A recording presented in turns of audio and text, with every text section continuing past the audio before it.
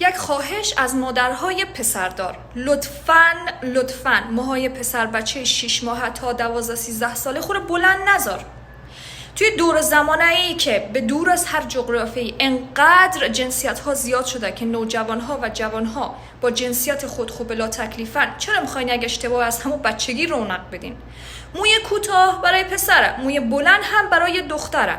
وقتی شما موی یک پسر بچه ای را زیاد میذارین، نگاه های سوء استفاده گرده و بچه زیاد میشن، مخصوصا از طرف آقایون جامعه.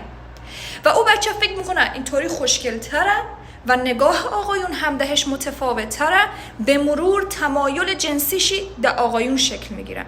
او بچه هنوز تفکیک جنسیتی رو نمیدونه. این کاریه که ما در حق او بچه کردیم. پس تا زمانی که بچه شما در یک سن از ثبات جنسیتی نرسیده، لطفاً دهش اجازه از این ندین که موهای خود بلند میذاره، و یا اگر کوچیک‌تره خودتان در خود اجازه ندین که آینده یک بچه ای را خراب کنیم.